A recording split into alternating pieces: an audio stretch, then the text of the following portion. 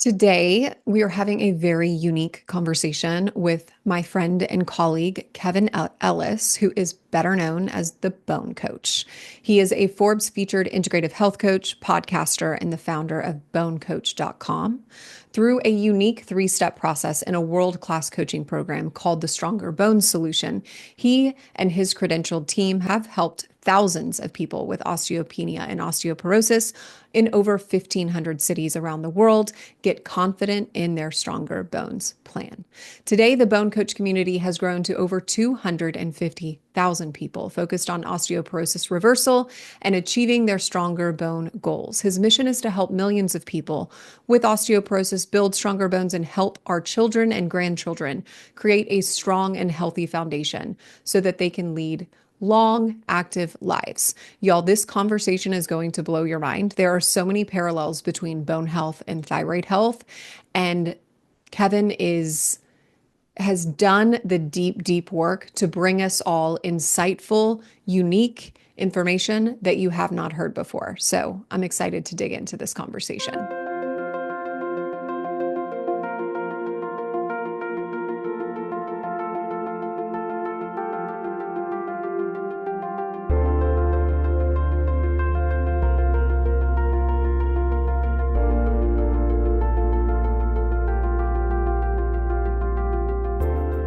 Kevin, I am so happy that you're here today to chat with my people. I think you are, I don't think I know, you are an absolute wealth of knowledge, of incredibly valuable information that people will not find other places. Especially my people need to hear this information that you've accumulated over the last several years. So tell me, I'm so curious, how did you end up helping women with osteoporosis and osteopenia?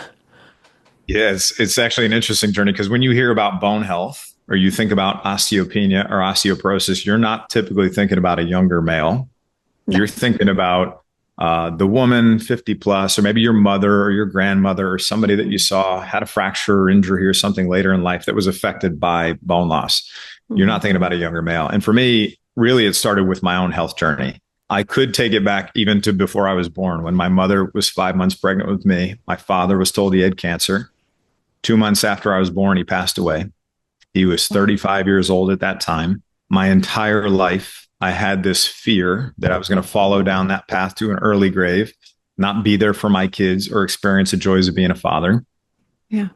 And he was a Marine, so I went in his footsteps to follow in his footsteps at about 17. And I signed up, and then I went in the Marines at 18, went through the Marine Corps, got out, had all these different health issues. Chronic digestive distress, low energy, poor sleep, found out I had celiac disease. And so, your audience, I'm sure, is familiar with celiac disease, but for everybody who's not or is hearing it for the first time, autoimmune condition where when you ingest gluten, it damages the villi in your small intestine, the tiny little nutrient absorption centers. Then you can't absorb the nutrients from the food you're taking in, and specifically calcium. You're the primary mineral constituent of your bones. So I was working out, doing all these activities, not knowing I wasn't absorbing enough nutrients, and my body was going to my bones and pulling from there. And it led to bone loss at a young age. So even as a tough Marine, it was a physician's assistant at the time, not even all the doctors I was working with. Yeah. That was like, hey, you have celiac disease. Has anybody done a bone density scan on you? I said no. They did it, came back, said I had osteoporosis. And I was shocked at that time. And you were how old? Yeah, right around 30 years old. Yeah. And so I was shocked at that time. And I went and I got a second opinion that confirmed it. And then it turned, my focus turned from like me being this tough person who could endure, that was part of my identity, to this person that was fragile and, was scared and worried and overwhelmed and was going to be dealing with fractures and dependence on medication for the rest of my life. That was where my head was at that time. Right.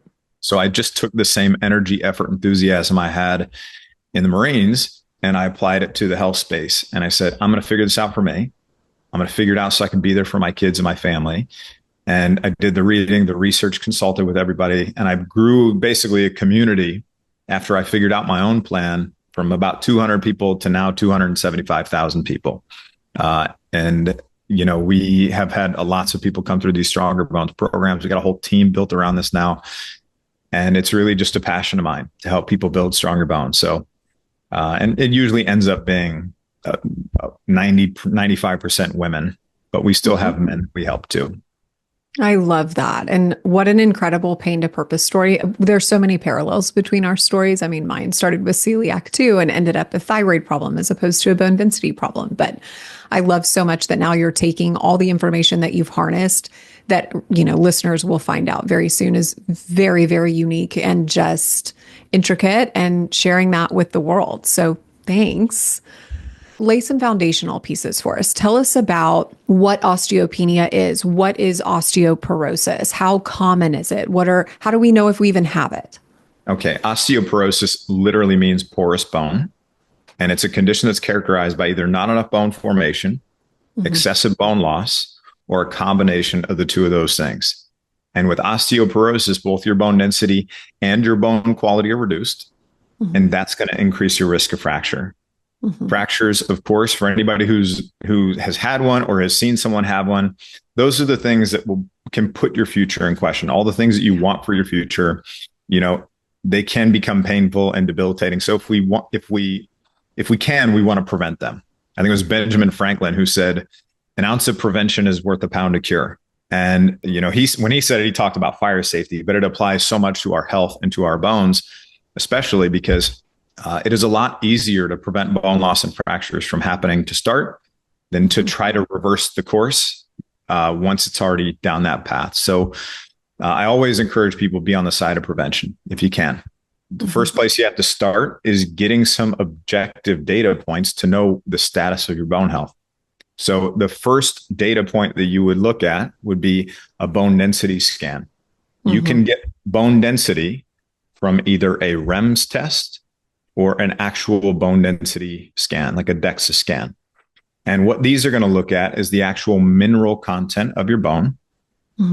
And there's also something called bone quality that we want to look at too. Bone quality can be done through either a TBS, which is like an add-on software to the bone density scan, or it can also be done through a REM scan. So now we can get a picture of bone density. We can get a picture of bone quality, and those two things to combine to create bone strength. Okay. The challenge is most people at the time they're diagnosed, they only have the bone density part of the picture. So they have this score that says either +1 or -1 is considered normal and healthy. -1 to -2.5, it's considered osteopenia, which is, we would call it low bone mass, but it's like a precursor to osteoporosis. -2.5 or lower with this score is -2.6, -2.7, so on and so forth. That's considered osteoporosis. And the greater the negative number becomes, the more severe the osteoporosis. Most people only have the bone density part of that picture. Got it. We want to have bone density, bone quality, and the third pillar of bone strength, which is bone turnover.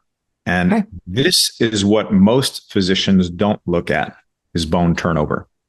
So I actually consider this a major flaw in the medical system, is that we only look at things like bone density, which tell us what we've done for the past 2 years or so.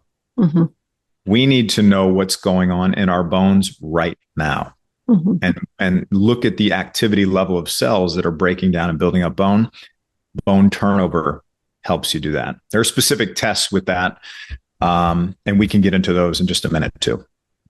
Yeah, no, I would love that. So basically what you're saying is it's similar to thyroid, right? If people just go to their doctor and they say, "Hey, we're going to let's do a checkup on your bones to find out if you have osteoporosis or osteopenia," the likelihood that someone's going to get a full, true picture of what's happening is close to 0%. Is that right? Yeah, that's pretty accurate. Yeah.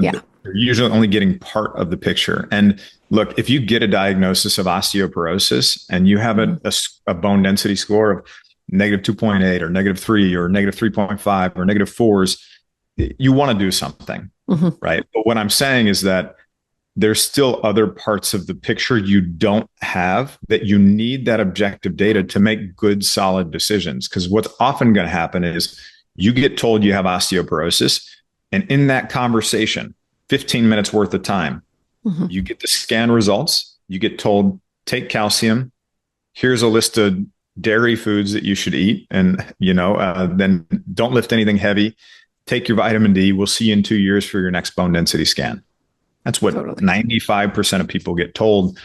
And there's just so much more to do than that. And so you can, as the educated, empowered patient, you can say, hey, I'm not saying no to the medication. I'm just saying, help me get a little more information first. Right. And then also, in addition, it's kind of like the people who are diabetic or pre-diabetic, right? Like we'd love to intervene before someone is pre-diabetic or before they're diabetic. So are there markers that we can look at leading up to, oh yes, now you meet the diagnostic criteria for osteoporosis and let's treat you? Are there tests that we can run to know where our future bone health is headed now that maybe hasn't reached osteoporosis or osteopenia? Yeah, great question. Those would be bone turnover markers. That's what they're called. And one of them is called an active bone loss test called the CTX, CT low peptide test. The other is called a bone builder test, the P1NP. And these tests look at the activity level of cells that are breaking down and building up your bone right now, present day. So DEXA scan looks at, did you do the right things for the past year and a half or 2 years? And it's going to give you a snapshot and tell you that. But you have to have at least two of those objective data points 2 years apart to know. That's too long to implement a protocol hoping that you're doing the right things. This is the major flaw in the medical system. What we want to do is, if you look at bone turnover markers, you can see changes in these markers in weeks to months and not years. So you can see your CTX, if it's really high or elevated, you can see that come down in weeks to months. You can see that bone formation come up. And when you look at it this way, now you have these leading indicators that you can improve and target to make sure the lagging indicator, the bone density, is where it needs to be 2 years down the road. So you get a baseline of the markers, you give an intervention, then you look and retest again to see what the impact of that intervention was. And if it's improved, if it's brought the bone loss down, boosted it up. And if it didn't, now we go in, we make adjustments until it does. So you're saying there's more of a preventative approach as opposed to a treatment after it's already occurred approach, which definitely, as a person who practices regular medicine, is not available as a resource to us as a clinician. And these tests are not new. Also, they've been around for a long time. It's just they're not part of the standard protocol. When somebody is told they have osteoporosis, partially because it creates even more time that the person has to go get another lab and get additional results. And then now that patient has more data to use, and they may not decide to take the pharmaceutical based on that. But I think all physicians, all practitioners should be doing this. It's just challenging for them to get that within the regular system. Like I'll see people try to get these from their GPs and primary cares, and they have a hard time even getting them once a year through their doctors. So what'll happen is they'll get referred out to endocrinology or rheumatology. Those are more specialized areas that help with bones.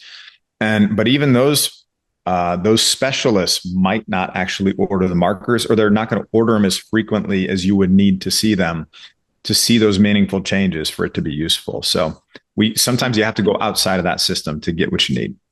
My people are very familiar with that idea. Yeah, because it's the same. I mean, there's two things that happen in that realm. One is physicians, clinicians do not like to order tests they do not know how to interpret. So if you hand them a list of paper that says, hey, will you order these tests for me? If they don't know how to interpret them, they feel uncomfortable. And then secondary to that is when they start ordering a lot of tests, insurance companies don't like that. And then they get feedback from that insurance company of like, hey, you're really charging a lot of money when we could simply be doing a bone density scan. If you keep doing this, we're going to pull coverage and we are no longer going to be one of our in-network providers. That's what I figured out over the years with thyroid. And there are so many similarities.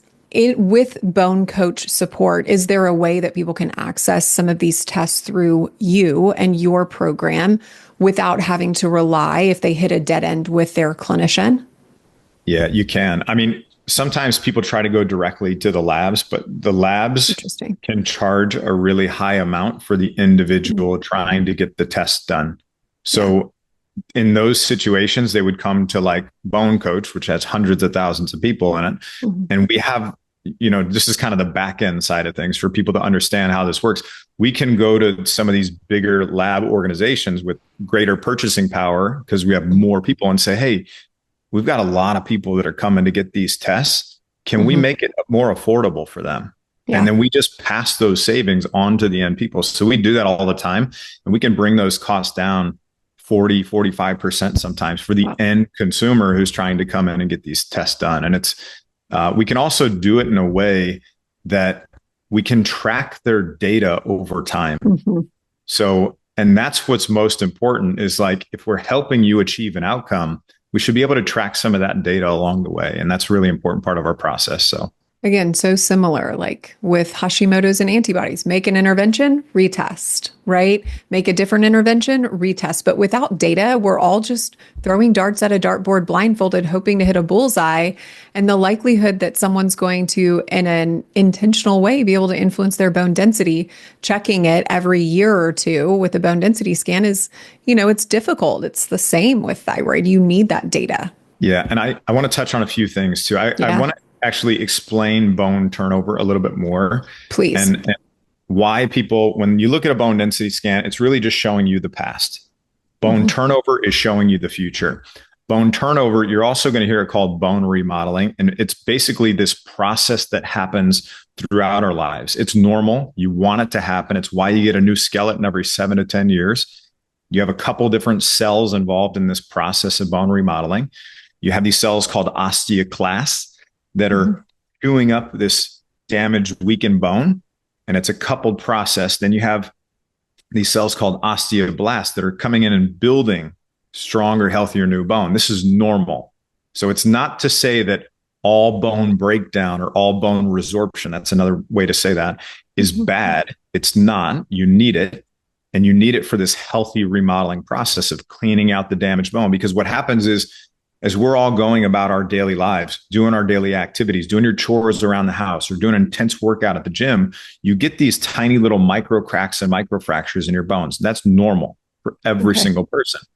And then you have cells within the bone, they're called osteocytes, sense that damage and they send out a signal to these other cells. They're like orchestrators of this whole remodeling process.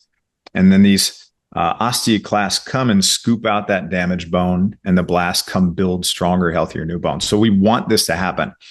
But, and you would use this active bone loss test, the CTX, and the bone builder test, the P1NP. You would use these tests to look at that process. There are different types of bone turnover, though. And when we actually get the diagnostic information, we can see like what's a person's test result.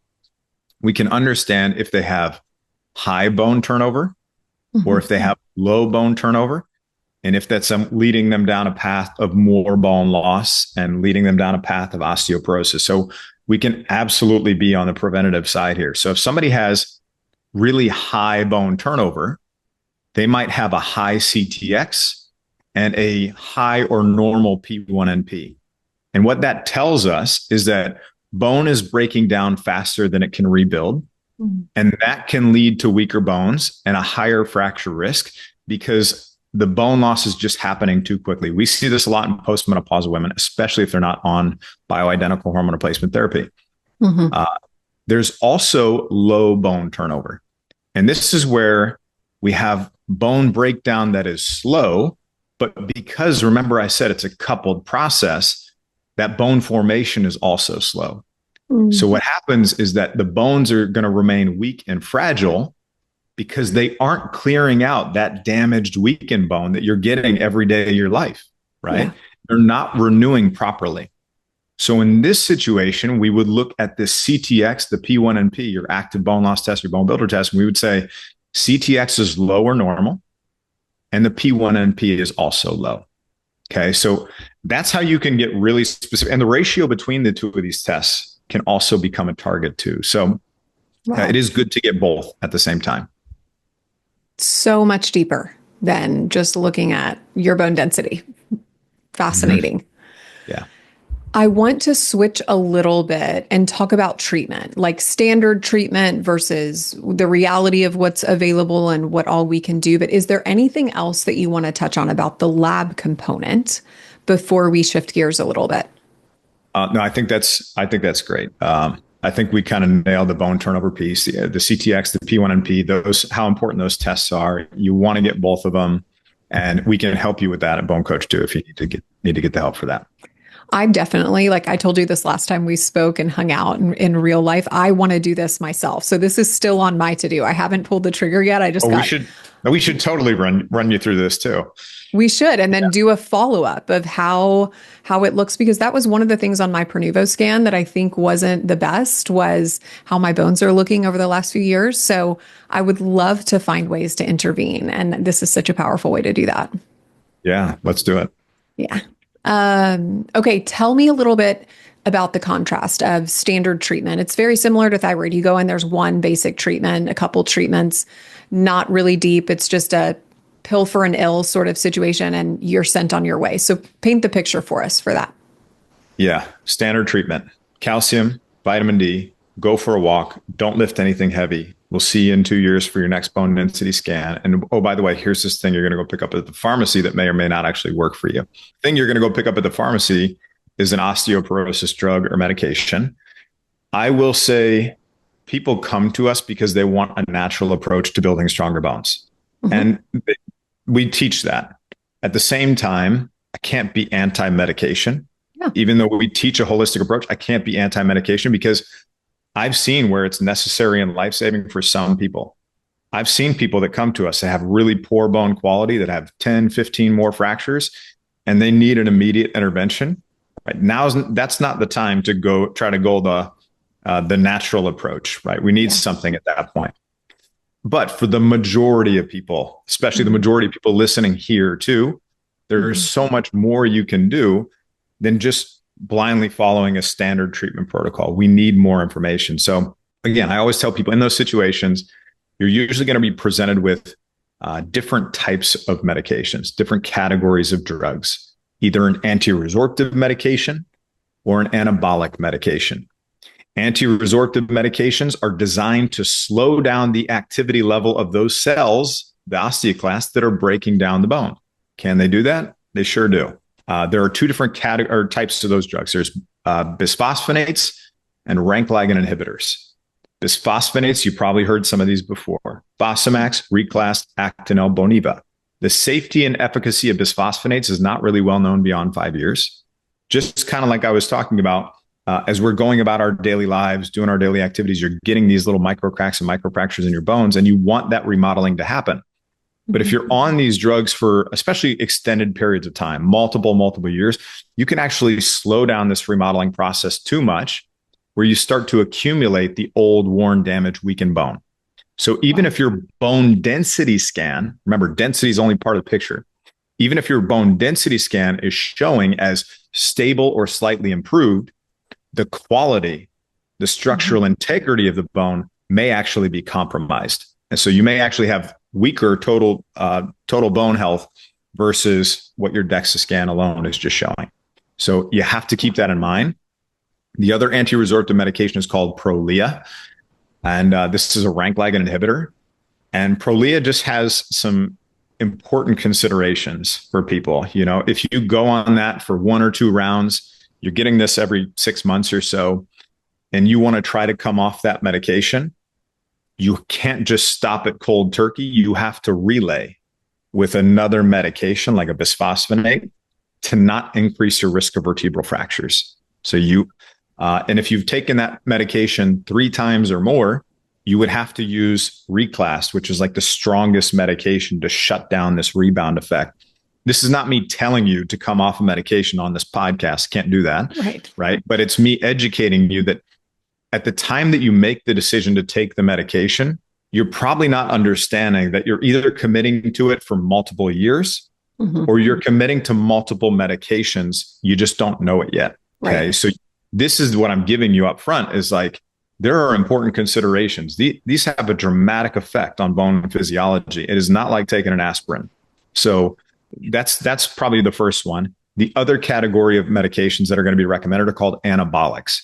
Usually these medications are recommended for people that have already had fractures or they have poor quality bone. And the drugs, Forteo, Evenity, Tymlos, they're designed to build bone, build better quality bone, and build it faster. Can they do that? Of course they can. There are risks and side effects that come with it. And then you can't just stop that drug cold turkey when you're done. You have to then follow it with an anti-resorptive just to not lose the bone you just gained. So remember, you're not just committing to one drug. You are likely committing to multiple drugs, if not for a couple of years, possibly a lifetime. And what about the people who, well, I mean, very commonly just are non-compliant? They fall off the radar of the clinician. So now they're in really bad shape without ever knowing. The clinician doesn't even know because they haven't been there to follow up to transition appropriately off or to another medication. Yeah, that's a big deal. Yeah. And by the way, this whole conversation around medication too, it should stem or at least begin with monitoring the CTX, the P1NP, the bone turnover markers. Because what can happen is you might have a person that comes in for their first bone density scan, and it shows that that person has osteoporosis on DEXA. We only have one data point. We don't have two data points showing a downward trend. We have one data point. And so that doctor may come in and say, oh, let's put this person on Prolia, or let's put this person on an anti-resorptive. How do we know that person is actually losing bone right now, present day? We don't unless we do a CTX and those bone turnover markers. So what could happen is, and I see this all the time, the person could be prescribed the medication, and now we oversuppress a process, a natural bone remodeling process that doesn't need to be suppressed. And that cannot be a good situation for people with their bone health. So again, that makes the case for why we need these bone turnover markers too, especially if you are starting a medication, or even if you're going to do bioidentical hormone replacement therapy, right? And you want to see the status of, is it actually bringing my bone loss down? Is it helping boost that bone formation up? Get the baseline first, and then monitor future changes 3 months in and see if it's making the change. Because if not, maybe the dosing needs to be adjusted potentially too. Right. I love that. And it's about every 90 days that we should be monitoring those, at least till we're stable, or? It just depends. Like I have different frequencies that I recommend for depending on where people are at. So somebody comes to me, they get their first baseline. Everybody should have a baseline of these results, especially after about 30 years old. Everybody should just get a baseline from which to monitor future changes. Then if you get your baseline and your results come back and they're really high, like you get a high result of 800, 900, over 1,000. Sometimes I see people, their results are like this. There could be multiple contributors to bone loss, not just a hormonal issue. So the primary causes of bone loss are hormonal.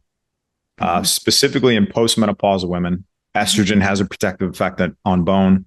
When those levels decrease, as they do during menopause, it's going to increase the activity level of the cells that break down bone. But there are a lot of other causes, secondary causes of bone loss. And when we, behaviors, disorders, conditions, diseases, medications. So when somebody has a really high result, they could have a hormonal issue, but they could also have lots of different secondary issues that need to be addressed too. So what we would do is we would say, okay, if you got a high result, let's go to work figuring out what's causing the high result. Focus on addressing the root issue, not just covering it up with a medication. Focus on addressing the root issue and then going back and retesting, sometimes 8 weeks to 3 months. Just that frequency, if it's really high, and seeing, have we made any improvement? Have we brought it down even a little bit? And if we have, we can stay on that path. And then when you get down to a little bit, maybe a moderate bone loss, maybe you drop the frequency to every 3 months. When you start to stabilize, maybe it's every 6 months, right? Or if you, I had somebody show up on a call. This very rarely happens at this point, but I had somebody show up on a call who had multiple stable DEXA scans. She had great bone turnover markers. The ratio between the two was great. And I just said, look, you could probably just monitor them once a year at this point, Mhm. because she'd already made so many good changes. So that there's a different frequency based on where you're at, basically. Yeah, same with thyroid hormones. Absolutely. And the better you're doing, the longer you can wait between. I see the same. Yeah. So, contrast a little bit of the standard approach, which is obviously largely oversimplified and reactive. What can we do to be empowered? Obviously, monitoring labs is a really big deal. And then talk to me about interventions like lifestyle, diet, exercise. What can we do to participate in protecting our bone health as we age? Yeah, great question. Some of the most impactful interventions are number one for reducing bone loss and boosting bone strength. Some of the most impactful interventions are number one, bioidentical hormone replacement therapy, if it makes Mhm. sense for you. It's not right for every single person, and there are some nuances with that. So you want to consult with somebody before you jump into that. But that can be one of the most impactful things on bringing that bone loss down and boosting that bone formation up. Yeah. The second one would be getting the right nutrients. Your bones are not just these static structures that hold you upright and carry you through life. They do that. They do a really good job of it, but they are also living tissue and Mhm. they need specific nutrients. Your bones are actually a pretty good amount of protein, and it's this Mhm. collagen protein matrix with minerals laced in there. So even just to maintain that foundational bone structure, you have to have adequate amino acid intake. So Mhm. you can get this by using essential amino acids, adding in collagen. So one of the collagens that is my favorite includes Fortibone. Fortibone is Mhm. the only collagen peptide that actually has the randomized control trials behind it showing its benefits for bone. Okay. So I always encourage people incorporate something like that into your plan. And then you can incorporate regular meals that include protein, 30, 40, 50 grams, adjust based on your situation, but try to hit a minimum of something like that. And you can have your fish, you can have your meat, you can have animal-based proteins and those kinds of things in your plan. And if you feel like sometimes I'll have people come to me and they'll say, I'm really busy. It's not practical for me to sit down and eat 3 meals with chicken and fish and beef and, other things. And probably a lot of people listening to this too, they have busy lives. You might be busy working in business. You might have your own business. You might be taking care of kids. So it's like, how do we make that practical? Yeah. So you can also incorporate some whey protein isolate potentially, where you get some additional benefit for bone, some additional nutrients for bone, or Mhm. a beef protein isolate. If you got an autoimmune condition, you're trying to put in a remission, you don't tolerate dairy well, you could add a scoop of that in there and get an extra 20-gram boost to a Mhm. smoothie or something like that. So that's more of a way to make it practical to get enough protein throughout your day. But then we also got to get enough minerals and vitamins. Some of the most Mhm. important ones that I like to see people incorporate. Calcium, obviously, is the primary mineral constituent of your bones. So you want to be getting enough of that. If you don't feel like you can get enough through your diet and nutrition, Mhm. especially if you are, again, following something like an autoimmune protocol and you're not incorporating dairy and Mhm. even cultured and fermented dairy, right, that can have some benefits for some people, you then have to find non-dairy sources of calcium. Mhm. Two of my favorites, arugula is a plant-based source of calcium, bioavailable. It is low oxalate green. Mhm. So that can be a great addition. So you can saute that, lightly with some extra virgin olive oil, or you could use it as a side salad and again, get some additional benefit from that. You can also incorporate sardines and mackerel and these smaller fish that don't have, the heavy metal load that some of the bigger fish do, that also have the bones in them too. Mhm. And Yeah. these can be great additions because you can get bone in sardines in a can, get a punch of 300 milligrams of calcium, get a serving of 20 grams of protein, and some omega 3s that can dampen your inflammation all in one go. Right. So I love those as a good autoimmune addition for those who can't tolerate dairy. And then magnesium is important. If you're not getting enough, most people aren't getting enough. You can supplement with that. I Mhm. like the the chelated forms of magnesium, just from an absorbability perspective. So like a bisglycinate chelate, or maybe McCall, you have some other recommendations that you have around that, but getting enough magnesium is important. Part of the reason is it helps activate vitamin D. And also, if you're trying to rebuild anything within your body, so you take in all these proteins broken down to an amino acids, and then you're trying to rebuild that inside of your body and your muscles and your bones, magnesium helps with that process, right? So you need it to be present for that process to take place. So getting enough of that is important. And then I'll touch on 3 of the other bigger ones. Vitamin D, we all know is important for bones. So your doctor is not wrong when they tell you to take vitamin D and get enough calcium. There's great research behind that.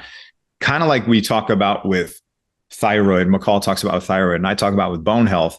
Vitamin D is a hormone, though. So you want to test your level, take a specific supplement, retest your level in 3 months, especially if the target is to raise the level, right? Make the intervention, take the supplement, get a little more sun, during the day or something like that, and then retest in 2 or 3 months and see, did the intervention make the intended impact? If it did, great. Keep on that path or hold steady. If it didn't, what do we need to adjust? Is it a new supplement? Is it making some other change? So vitamin D is super important. And then vitamin C is key for maintaining and developing a healthy skeleton.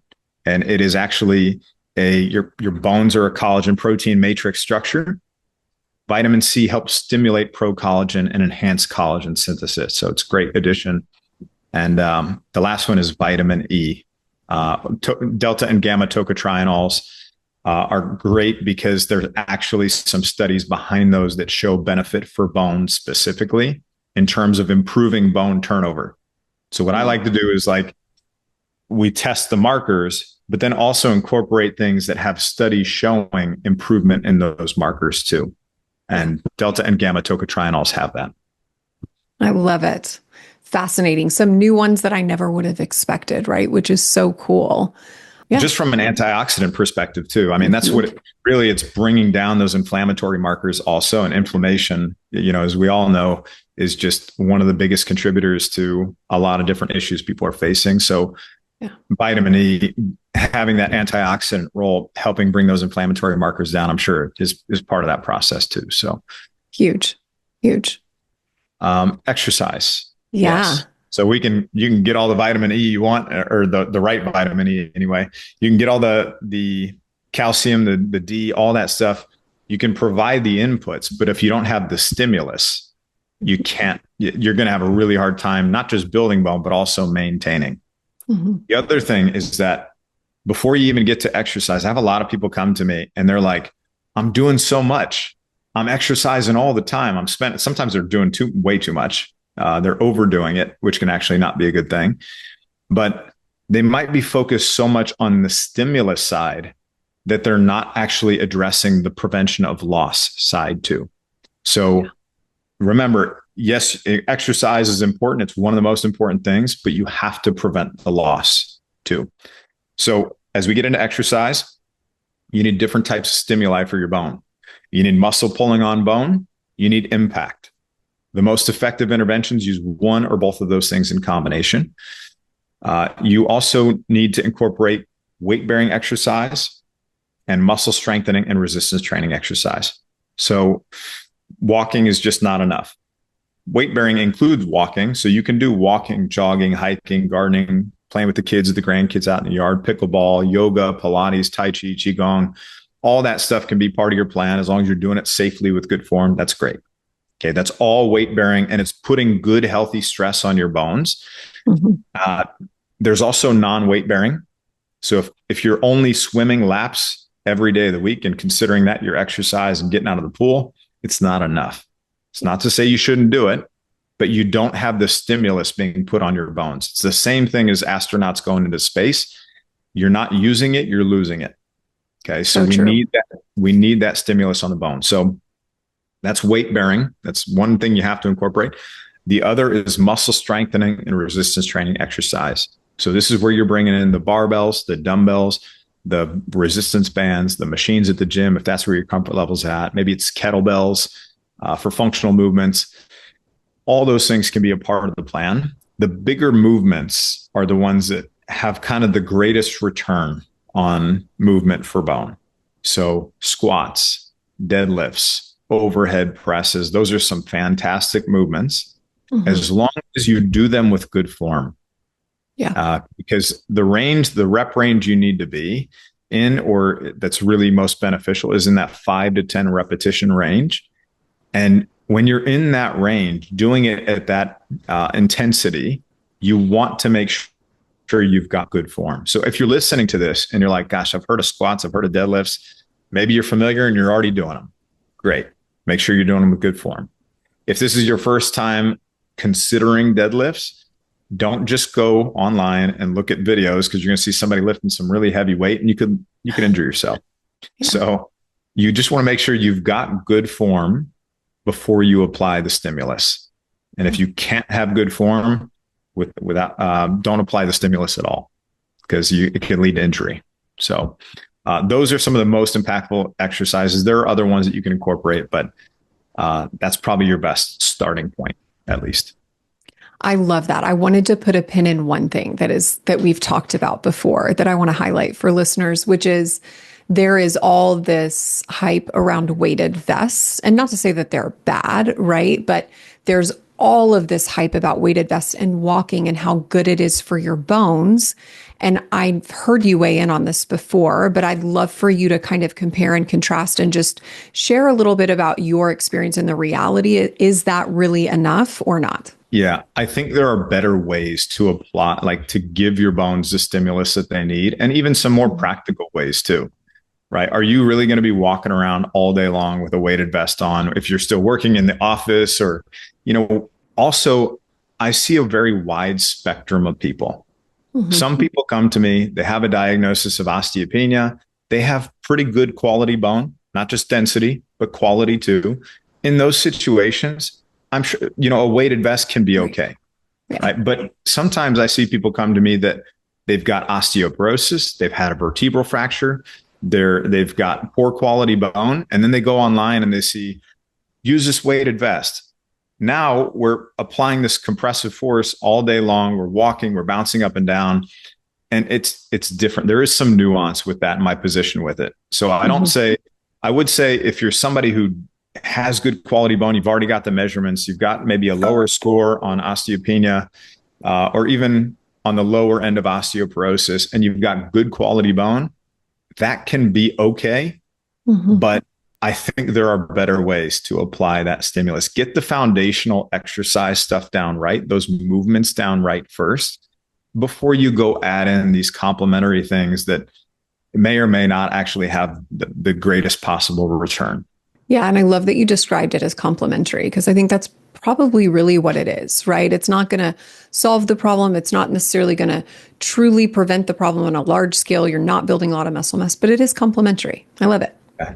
And the same thing goes with vibration plates and rebounders and, you name it. Usually people show up on calls with me and they're holding the thing, or they're asking about the thing. And the thing is usually focused on the stimulus. Yeah. But they're usually not. But then we go look at their results and it's like they got high levels of bone loss. They haven't looked at their markers, up until that point. And now we got to go to work figuring out why all the stuff that they've done, all the things they invested in, why aren't those things working? Because we didn't address the root causes of the bone loss in the first place. So It all comes back to that. I love it. Tell us where people can find out more about you and your work and just the resources that so many of us need in this journey. Thanks so much, McCall. Well, you can always find me at bonecoach.com. That's the best place to find me, is bonecoach.com. If you're listening to this and you yourself are like, wow, I need to build stronger bones, or maybe you got osteopenia, osteoporosis, you have the diagnosis, or maybe you want to prevent it from happening. Yeah. You can go to bonecoach.com. There's tons of free resources there. We've got a free osteoporosis kickstart guide that tells you everything you're supposed to be doing. You can get that on our main part of our website. You can also apply for our programs. There's an application process. We have a whole team of people that are experts just focused on osteoporosis prevention and reversal. You can actually work with the team. there is an investment obviously that comes with that. So you go on that, you do the application. Again, that's at bonecoach.com. And then you can find me on all the social channels too. And then the last part would be, if you know you need these bone turnover marker tests, the CTX, the P1NP, there's a test called the active monitoring test, OsteoIQ active monitoring test. You can go get that test at osteoiq.com. And what that does is it cuts out, it basically takes away from how hard it would be from you as an individual to go try to get those tests, and it just streamlines it and simplifies it. So osteoiq.com is where you can get that. I'll put all of that in the show notes too, and I'll be heading there myself. So maybe we'll do a follow-up on all of this and see how my bone markers are progressing over time. So thank you so much, Kevin, for being here today and for your work, like for your investment in the lives and the health of women and men too, but a lot of women. So we need more of that. So thank you for creating this and making this available to us. Thanks so much, McCall. Thanks for having me. Absolutely.